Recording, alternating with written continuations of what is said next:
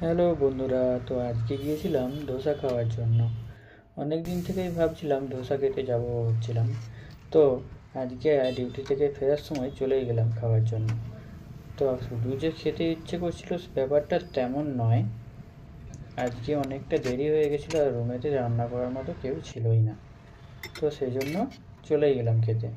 তো এখানে অনেক ধরনেরই ধোসা পাওয়া যায়। তো আমি যেটা অর্ডার করেছিলাম ওটা হচ্ছে যে প্লেন একটা মশলা ধোসা।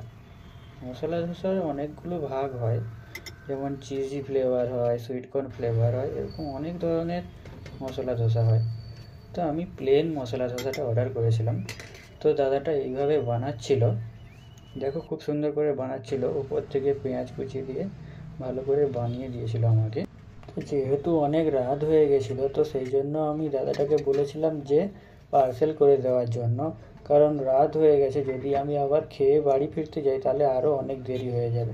তো দাদাটা সেইভাবে যখন ধোসাটা কমপ্লিট হয়ে গেল, তারপরে এইভাবে ভাঁজ করে করে কেটে আমাকে পার্সেল করে দিয়েছিল। তো তোমরা জানিও কেমন হয়েছে ভিডিওটা, কমেন্ট করে জানিও।